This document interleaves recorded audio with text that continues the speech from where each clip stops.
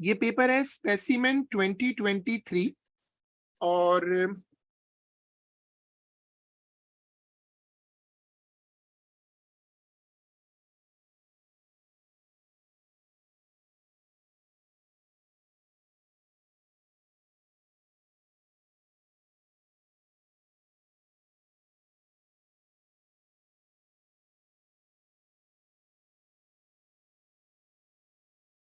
पहले रखते हैं 1 to 10।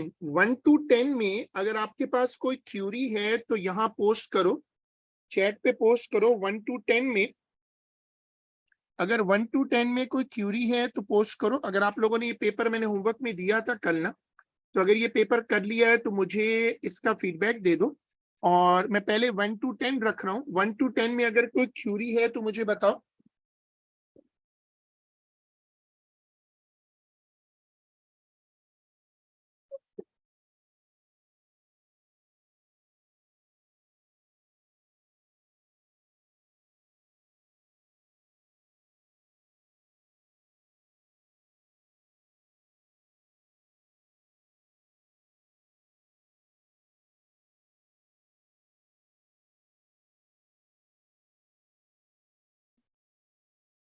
हाँ भाई, जिन लोगों ने ये पेपर किया है फीडबैक दो। मैं पहले रख रहा हूँ 1 to 10 और इसमें अगर आप लोग रखते हो तो ठीक है, वरना मैं एक दो क्वेश्चन रख लेता हूँ। 1 to 10 के अंदर अगर आपके पास कोई क्यूरी है तो मुझे पोस्ट करो। नंबर 8, ठीक है, मैंने नोट कर लिया। ऐसा करते हैं कि हम शुरू कर लेते हैं। अगर बाकी लोगों ने अभी नहीं किया तो वेक्टर एडिशन, जो एडिशन होता है उसके लिए रूल ये होता है कि आप इसमें हेड टू टेल कर लो। जो एडिशन होता है वो हमेशा हेड टू टेल होता है।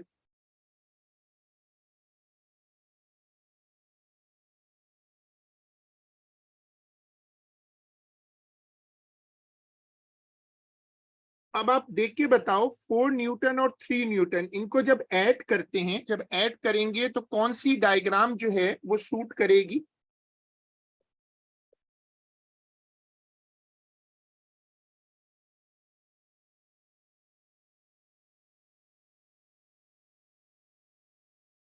हेड टू टेल सेटअप है, ठीक है। तो अब ये 4 है, 3 है, 5 है। अब आपको वो डायग्राम, वो ऑप्शन देखना है जिसमें 4 और 3 हेड टू टेल, 4 और 3 जो है वो हेड टू टेल हो।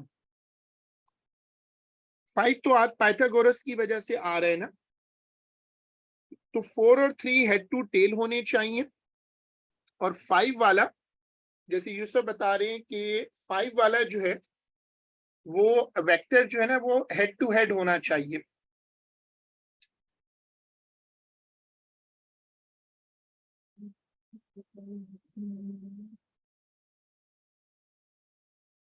मैं रखता हूं नंबर 6। ये सिलेक्टेड क्वेश्चंस हैं। मुझे ऑलरेडी अफान ने एक क्वेश्चन बताया है 8। मैं पहले रख रहा हूं 1 to 10। अगर तुम लोगों ने 1 to 10 में कोई क्यूरी है तो रखो। A tractor pulls a trailer at a constant speed.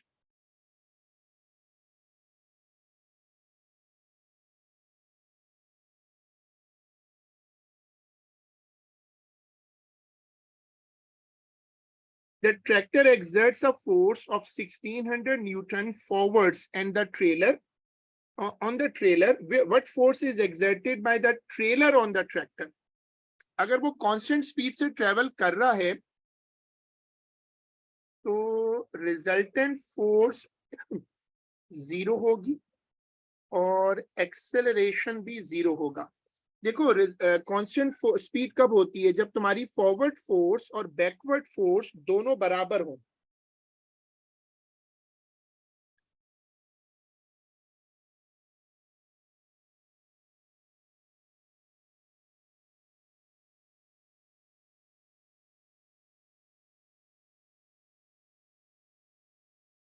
अगर 1600 फॉरवर्ड है तो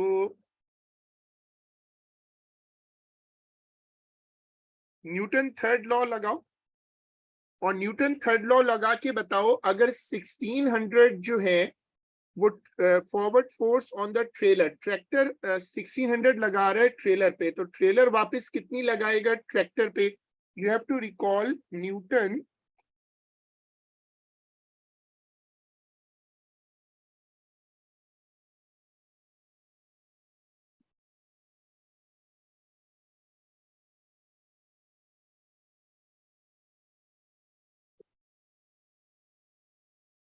हाँ 1600 बैकवर्ड है।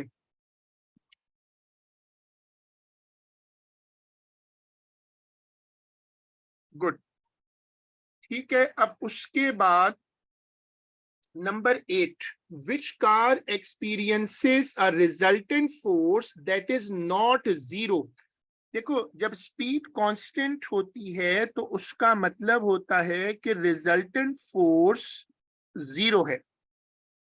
Moving around a bend at constant speed, इसमें मसला ये कि स्पीड तो फिर भी कांस्टेंट है। Acceleration is directed towards the centre. यहाँ पर कांस्टेंट वेलोसिटी है, तो ये भी रिजल्टेंट फोर्स जीरो है। A car that is at rest, तब तो रिजल्टेंट फोर्स जीरो ही होगी। अब मैंने सारे ऑप्शन वर्कआउट किए, और यही करना चाहिए जब तुम किसी सवाल में जरा सा भी सोचो तो सारे ऑप्शन वर्कआउट कर लो। अब सर्कल में क्या होता है कि रिजल्टेंट फोर्स जीरो नहीं होती, बल्कि resultant force is directed towards the centre.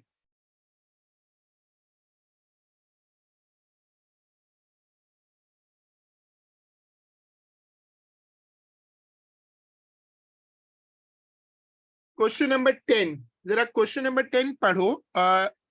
अगर आपने पहले से किए में तो बहुत अच्छी बात है। देखो, मैं पेपर देता जाऊंगा, तुम लोग सॉल्व करके रखो, उसकी क्यूरीज मार्क करो, तो हम बहुत जल्दी प्रैक्टिस में वापस आ जाएंगे। अभी गैप है, लोग सोचते हैं कि गैप है, लेकिन वो गैप बड़ी तेजी से खत्म होता है, फिर पेपर भी एक साथ है। मतलब अभी गैप है तो गैप को यूटिलाइज कर लो। क्वेश्चन नंबर 10 पढ़ो और मुझे उसका आंसर बताओ।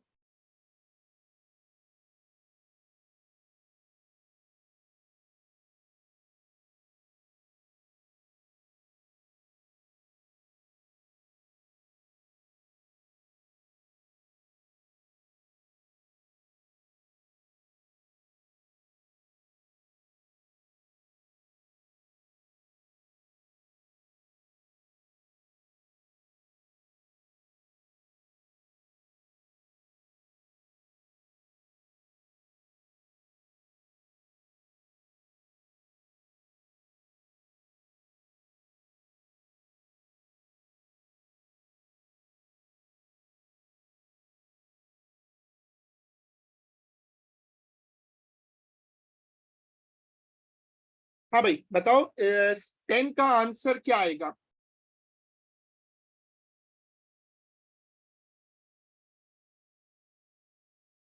हाँ, इसमें जो है, अच्छा अफान कह रहे हैं ए। अफान ने ये पेपर इम्तिहान में किया भी है। The diagram shows a block being pulled up a ramp by a rope. The block has a weight W and rope is pulled with force F. The block moves distance PR and is raised through height QR. What is the equation for the work done on the, अच्छा work done का होता ये है कि work done की definition ये होती है कि work done is the product of force and the displacement in the direction of the force. तो अगर अगर हमने फोर्स एफ लेनी है, फोर्स एफ ये लग रही है सामने ना, तो अगर हमने फोर्स एफ लेनी है तो डिस्टेंस लेना पड़ेगा पी आर। अगर आप लेते हैं एफ, तो एफ को मल्टीप्लाई करना पड़ेगा पी आर से। और अगर आप लेते हैं डब्ल्यू, तो फिर आपको लेना पड़ेगा डिस्टेंस क्यू आर। दो ऑप्शन है।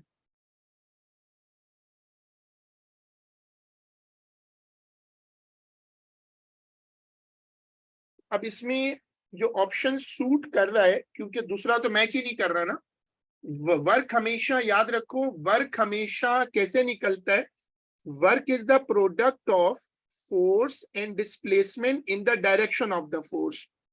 अच्छा, अब तुम लोग रखो 11 to 20। अगर तुमने पेपर किया हुआ है तो 11 to 20 रखो।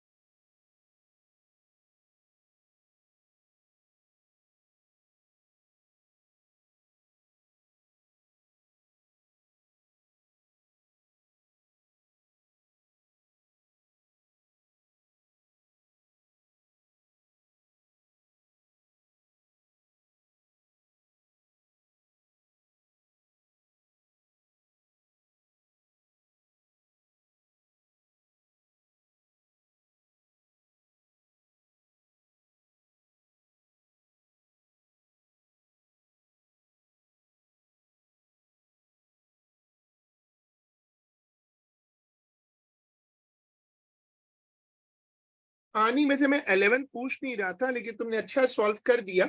नॉन रिन्यूएबल जो होती है वो वाली पावर होती है, वो एनर्जी सोर्स होता है जिसको तुम बार बार इस्तेमाल कर सकते हो। अब नॉन रिन्यूएबल वो होती है, नॉन रिन्यूएबल वो जो इस्तेमाल हो जाए एक मरतबा। अब ए जो है वो रिन्यूएबल है, सी रिन्यूएबल है, डी रिन्यूएबल है, तो आंसर इसमें होगा बी। वैसे मैंने ये कहा था कि आप ना मुझे 11 to 20 में अगर अभी शायद अफानी पेपर किया हुआ है तो वो मुझे देख के बता दें अगर कोई क्यूरी है। मैं रख रहा हूँ 13, जरा क्वेश्चन पढ़ो। क्योंकि ये स्पेसिमेन पेपर है और ये इंपॉर्टेंट पेपर है, क्योंकि सिलेबस चेंज हुआ है ना, काफी सारी चेंजेस हैं। तो तुम लोग ये पेपर जरूर करो। मैं इसकी जो CI एंडोर्स मार्किंग स्कीम है जिसमें वर्किंग के थोड़े वो एग्जामिनर रिपोर्ट भी साथ है, तो आई विल इंशाल्लाह share with you. Marking scheme तो मैंने पहले शेयर कर दी थी, तो तुम लोग इसको जरूर देखो। अब जरा 13 पढ़ो, ये अच्छा क्वेश्चन है।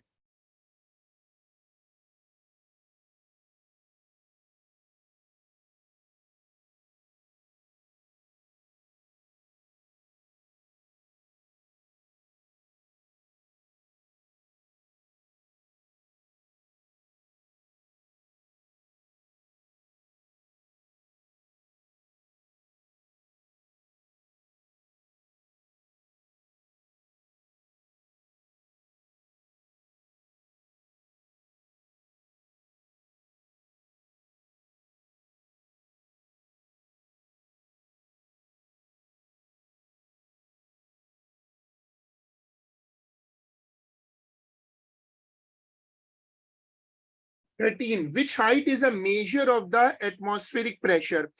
देखो, आप हमेशा लिक्विड के लेवल से लेकर मेनिस्कस तक लेते हो, लिक्विड लेवल से हमेशा मेनिस्कस तक लेते हो। आंसर है सी।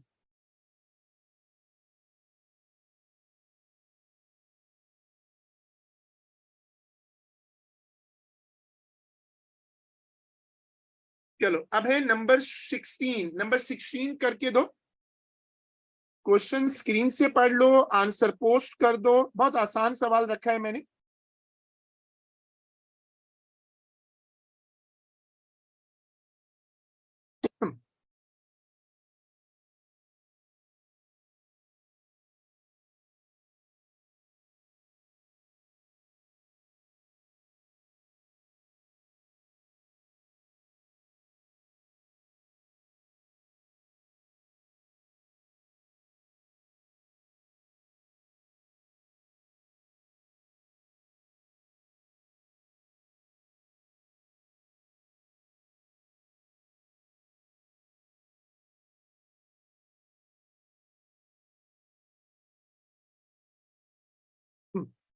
Evaporation, yes.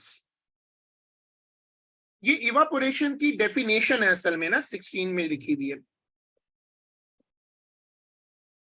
अब ये सवाल जो है 17 देखो।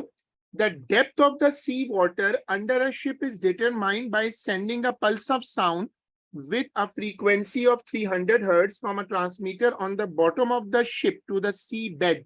The sound reflects from the sea bed and return to a receiver on the bottom of the ship. The time between sending the pulse and receiving the reflected pulse is measured.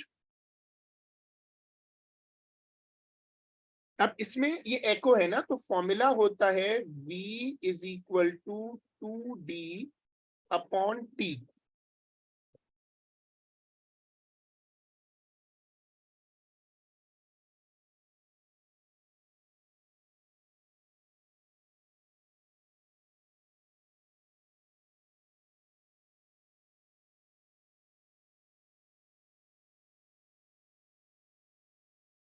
पहले ऐसा करते हैं, V निकाल लो।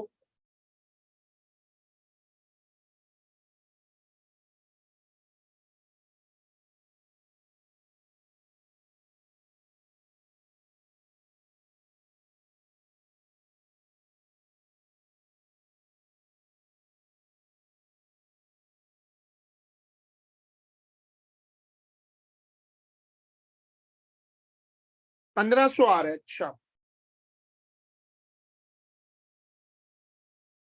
बाकी लोग भी contribute करो और कैलकुलेशन में हेल्प करो, बाकी चीजों में हेल्प करो।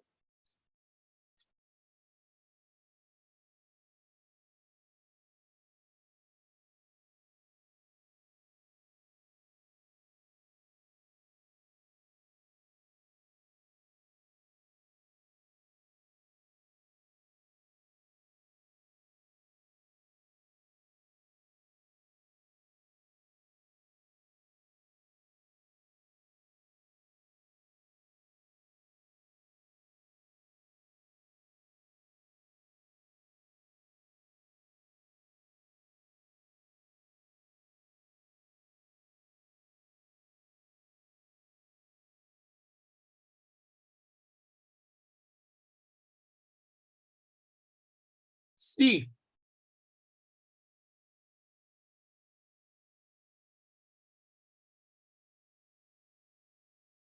Number 19, an object O is place in front of a lens. देख के नजर आ रहा है कि ये डाइवर्जिंग लेंस है, कनकेव लेंस है।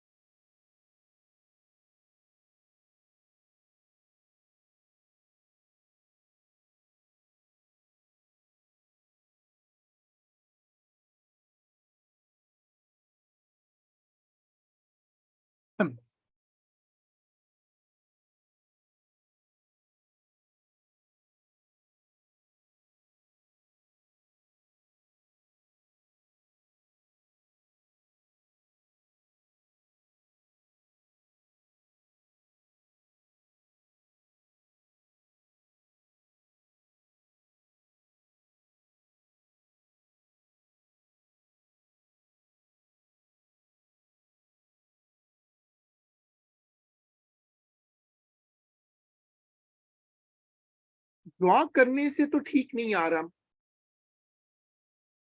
लेकिन ये कि डेफिनेशन तो यही है कि rays appear to emerge the rays appear to emerge from the focal length.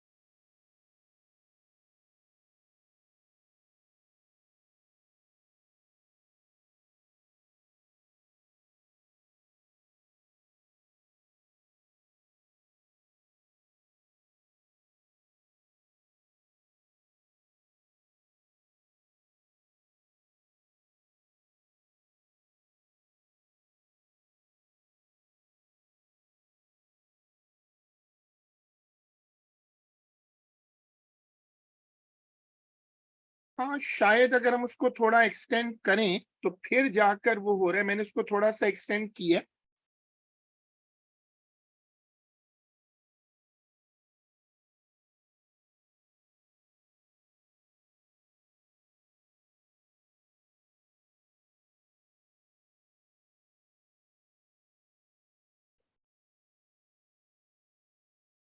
इसको देख के लग रहा है कि फिर वो पी वाला आंसर है। इमेज तो इसमें हमेशा ही वर्चुअल होता है। जो डाइवर्जिंग लेंस होता है उसका इमेज हमेशा वर्चुअल होता है।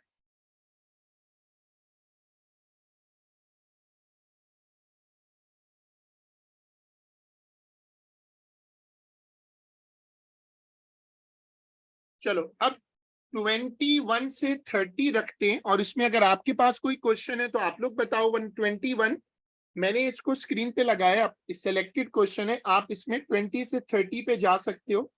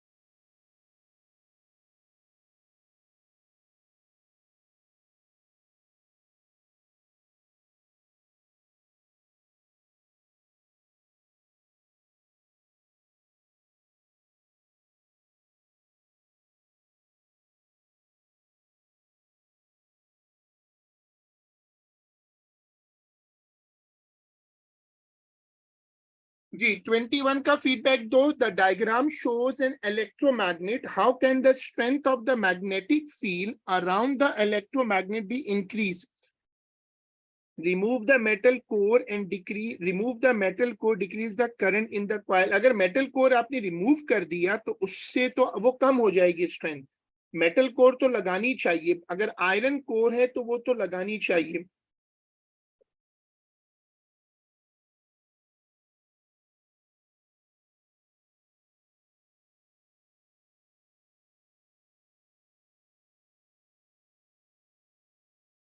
ठीक है, बाकी लोग अपना फीडबैक दें। यूसुफ ने दिया है फीडबैक।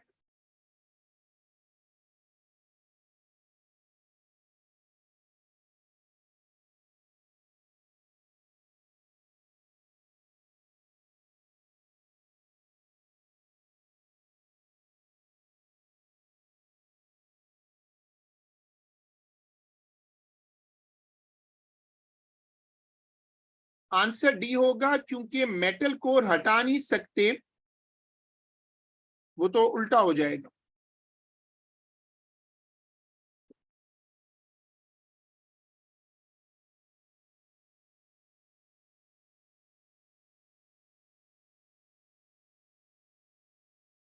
चलो अब नंबर 25 देखो और 25 करके दो।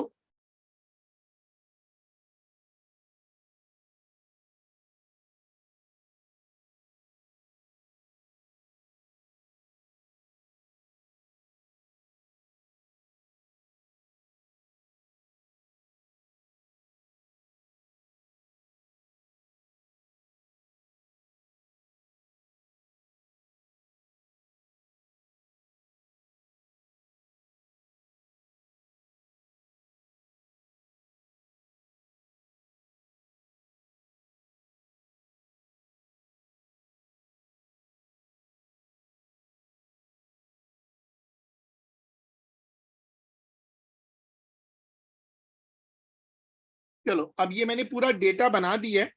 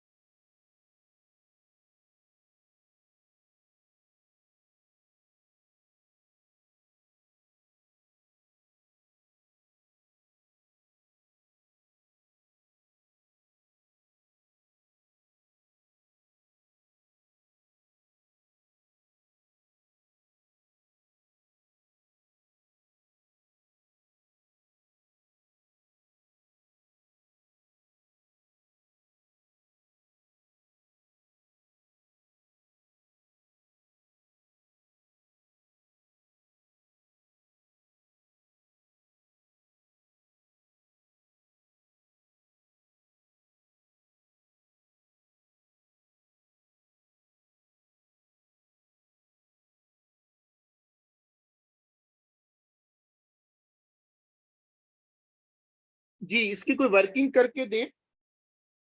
डी। अच्छा, एक आंसर एक बच्चे ने बताया डी।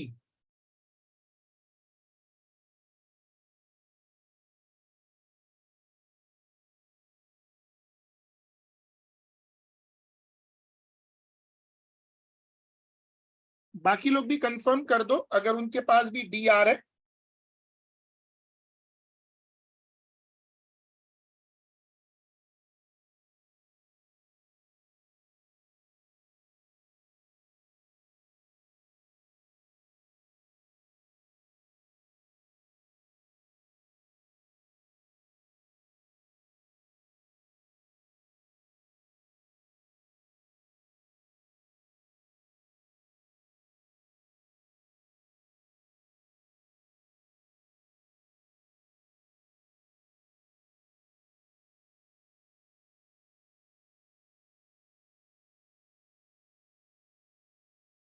सही।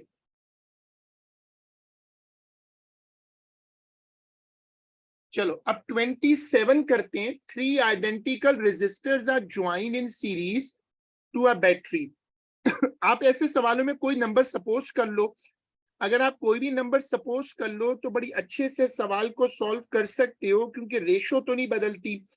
Volt meter reads 8 volt, what is the reading on volt meter P and the EMF and what is the EMF of the battery. जो Q वाला है, जो Q पे आ रहा है वोल्टेज, वो है 8 वोल्ट। ये दो रेजिस्टर है, तो अगर दो रेजिस्टर पे 8 है तो एक रेजिस्टर पे कितना होगा, 4 होगा। बैटरी को, जो बैटरी से जो वोल्टेज आ रहा है वो तो टोटल होता है ना, वो तो EMF का मतलब है टोटल वोल्टेज।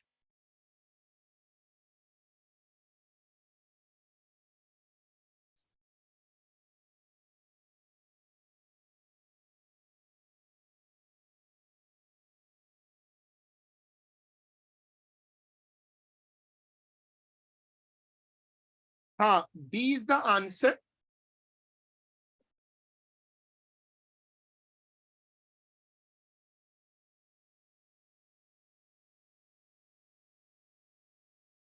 चलो अब क्वेश्चन नंबर 30 सिलेक्टेड क्वेश्चंस कर रहे हैं, और तुम लोग इसको जरूर ट्राई करो, it's a very important paper.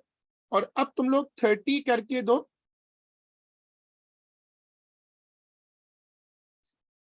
The magnet oscillates vertically above a coil of wire as the lower end of the magnet oscillates between P and R. ये electromagnetic induction लग रहा है। EMF is induced.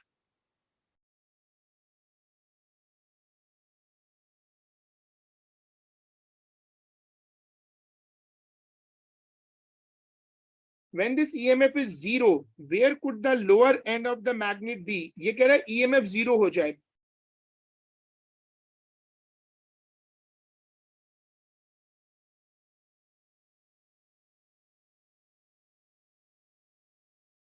Faraday law, उसने कहा था EMF तब induce होती है जब फ्लक्स कटे, और जब फ्लक्स ना कट रहा हो तो फिर इंड्यूस EMF जीरो होती है।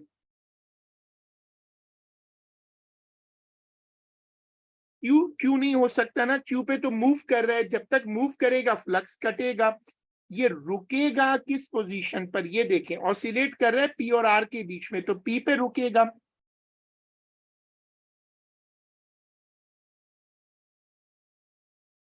और आर पे रुकेगा।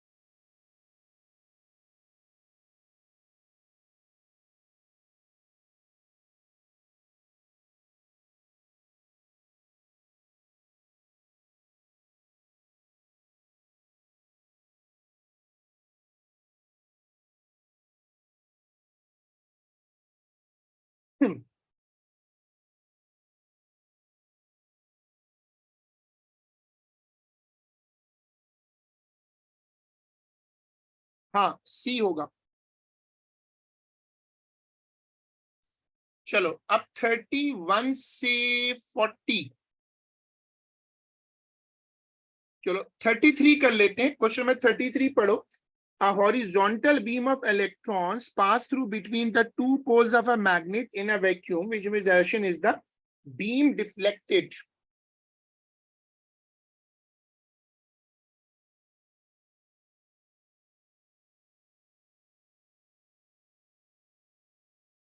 लेफ्ट हैंड रूल लगाओ।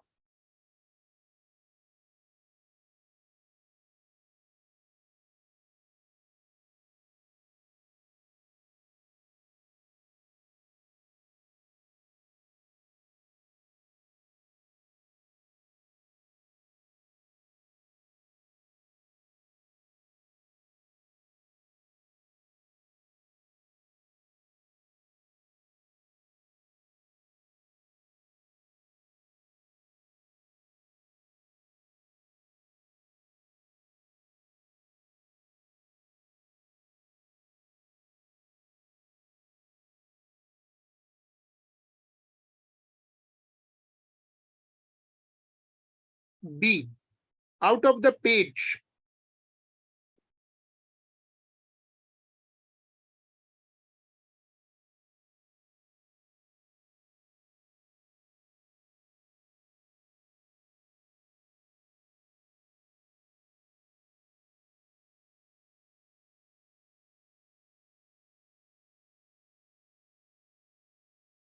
हाँ बिल्कुल, करंट की डायरेक्शन हमेशा कन्वेंशनल लेनी होती है। चलो अब आप लोग मुझे कर दो 36।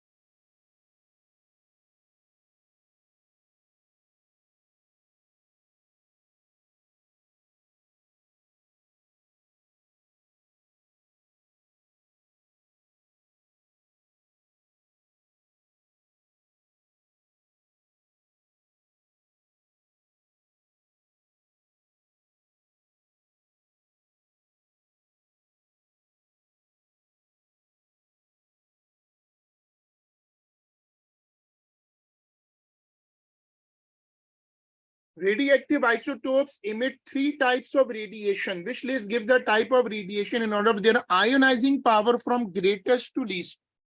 अब अल्फा का चार्ज +2 होता है greater than beta, -1 greater than gamma. चलो अब बताओ 36 का क्या आंसर होगा?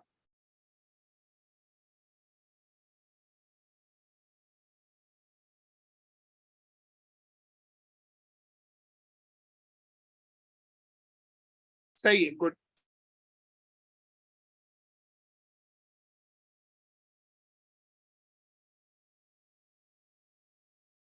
चलो अब 38 कर दो।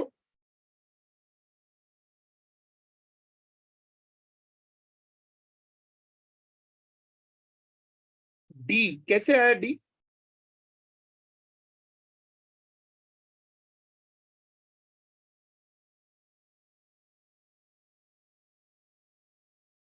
अच्छा 37, अच्छा 37 पूछा नहीं मैंने, चलो ठीक होगा। 38 करना है।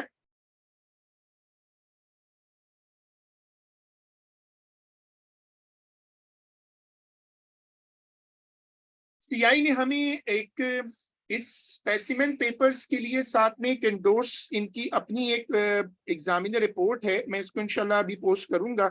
आप लोग इसको जरूर देखिएगा, it's a very nice thing कि इसमें बहुत सारी अच्छी डिस्कशन है। द प्योर मार्किंग स्कीम तो यूज करते हैं सब लोग, लेकिन ये जरा एक्सटेंडेड होती है। मैं आपको दिखाता हूं कि अब जैसे इसमें सारी चीजें दी हुई हैं, वर्किंग है, आपको सेलेक्टेड कुछ कॉन्सेप्ट भी दिए हुए हैं।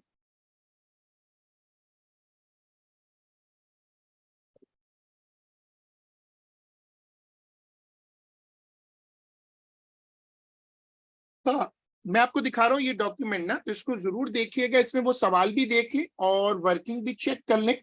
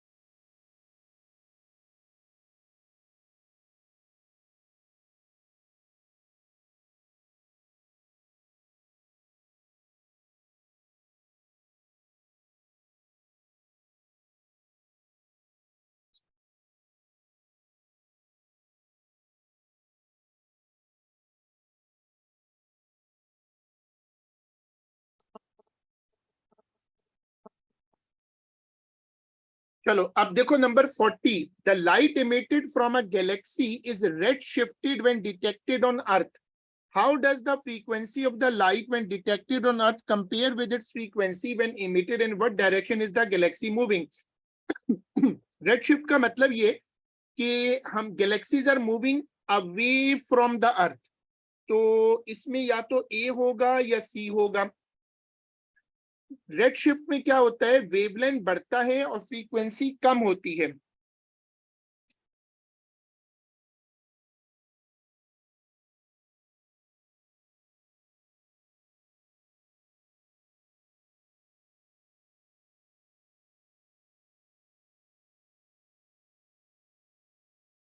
चलें, हमने माशाल्लाह ये पेपर पूरा कर लिया. And I will put a new paper for tomorrow class and we will do it inshallah in our next class. Allah Hafiz.